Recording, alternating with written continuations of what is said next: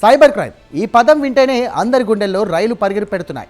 కంటికి కనిపించిన మోసగాళ్ళు మొత్తం గుల్ల చేస్తున్నారు, దొరికినంత దోచుకుంటున్నారు. ఈ మాయగాళ్ళు చేతివాటానికి చిక్కితే ఇక అంతే సంగతులు. లబోదిబోమంటూ సైబర్ పోలీస్ స్టేషన్కు పరుగులు తీసినా ప్రయోజనం ఎంత ఉంటుందనే గ్యారంటీ లేదు. అయితే ఈ మధ్య కాలంలో విపరీతంగా రెచ్చిపోతున్న సైబర్ మోసగాళ్ళు ఎప్పటికప్పుడు తమ రూట్లను మారుస్తూ జనం సొమ్మును కాజేస్తున్నారు. IT cross checking, digital arrest, honey trap లాంటి ఇలా సైబర్ నేరగాళ్ల పాల్పడుతున్నటువంటి ఒక నేరంపై ప్రజలకు అవగాహన వచ్చేలోపే కొత్త మోసానికి తెరతీస్తున్నారు జాదుగాళ్లు. మొన్న మధ్యలో బెంగళూరులో ఆన్లైన్లో పాల ప్యాకెట్ ఆర్డర్ చేసినటువంటి బామ్మను లక్షల్లో నిండా ముంచిన సంఘటన, హనీ ట్రాప్తో 80 ఏళ్ల వృద్ధుణ్ణి కోర్టులో కుచ్చటోపి పెట్టినటువంటి సంఘటన మర్చిపోకముందే ట్రెండింగ్లో లాభాలంటూ వ్యాపారికి వల వేసిన సైబర్ మోసగాళ్లు 1000 లాభం ఇచ్చి ఏకంగా 1,38,00,000 కొట్టేసిన ఘటన వెలుగులోకి రావడం సంచలనాన్ని రేపుతోంది.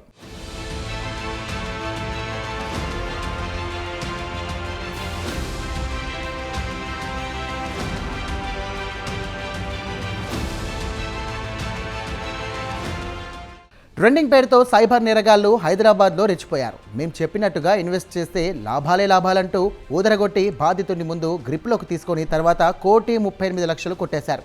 వనస్థలిపురం హరిహరాపురం కాలనీకి చెందిన బాధితుడు వృత్తిరీత్యా వ్యాపారి. జూన్ 21వ తేదీన బాధితుడి ఫోన్ నంబర్కు D18 India stock Pandit circle WhatsApp గ్రూప్లో యాడ్ చేశారు గుర్తు తెలియని వ్యక్తులు. ఆ తర్వాత గ్రూప్ అడ్మిన్ను సురభి గుల్షన్ సింగ్ సొచ్చి అనే వ్యక్తులు ఫోన్ చేసి, మేము ట్రేడింగ్ చేస్తున్నాం, మీరు అమెరికా, ఇండియా స్టాక్ మార్కెట్ల ట్రేడింగ్లపై మెలకువలు చెబుతామంటూ బుట్టల్లోకి వేసుకున్నారు. ఇక దాంతోపాటు దేవా ఏ టీమ్ 17 అనే పేరుతో మరో వాట్సాప్ గ్రూప్లో బాధితుడి నంబర్ను యాడ్ చేసి అందులో రోజువారీగా స్టాక్ వివరాలు చెబుతామని, అయితే మీరు ట్రేడింగ్ చేయాలంటే ముందుగా తాము పంపించే లింక్ను క్లిక్ చేసి అప్లికేషన్ను డౌన్లోడ్ చేసుకోవాలని సూచించారు.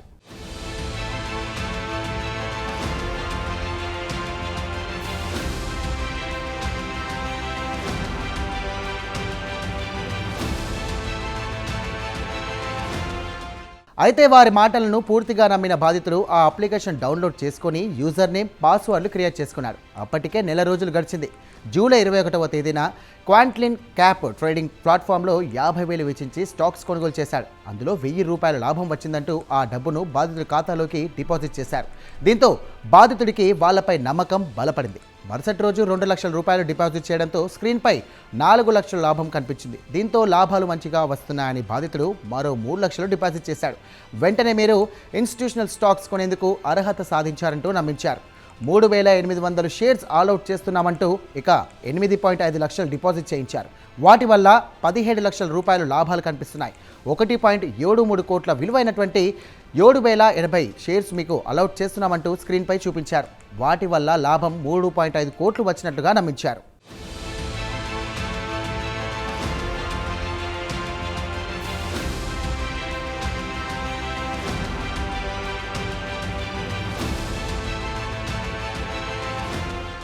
రెండు మూడు రోజుల తర్వాత మీ అకౌంట్ పాజిటివ్గా ఉందని 5.2 కోట్లు విలువైనటువంటి షేర్లను మీకు కేటాయిస్తున్నామంటూ దానికి లోన్ వస్తుందంటూ నమ్మించారు. ఇక మరుసటి రోజు మొత్తం లాభాలు 40 కోట్లకు చేరుకున్నాయంటూ నమ్మించారు. దీంతో బాధితుడు 25 లక్షల వరకు నేరగాళ్లు సూచించినటువంటి ఖాతాల్లో డిపాజిట్ చేశాడు. అప్పటికే బాధితుడు 1,38,00,000 30,000 డిపాజిట్ చేయగా అందులో అప్పటి వరకు ₹1,000 మాత్రమే తిరిగి వచ్చాయి. ఇక స్క్రీన్పై 40 కోట్లు ఉన్నట్టుగా కనిపిస్తుండగా అందులో నుంచి 4.6 కోట్లు విత్డ్రా చేసుకోవడానికి ప్రయత్నించాడు బాధితుడు. కానీ ఇప్పుడు విత్డ్రా చేసుకోలేరని, లాభాలపై 5% కమిషన్ అంటే 1.7 కోట్లు చెల్లించిన తర్వాతే కుదురుతోందని సైబర్ మాయగాలు ట్విస్ట్ పెట్టారు. దీంతో తన వ్యాలెట్లో నుంచి కమిషన్ మినహాయించుకొని డబ్బులు ఇవ్వాలని బాధితుడు కోరాడు.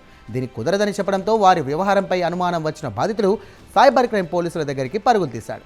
కేసు నమోదు చేసినటువంటి పోలీసులు దర్యాప్తు మొదలుపెట్టారు. అయితే ట్రేడింగ్ విషయంలో కూడా జాగ్రత్తగా ఉండాలని, లేకుంటే జాదూగాళ్లు నిండా ముంచేస్తారని సైబర్ క్రైమ్ పోలీసులు సూచిస్తున్నారు.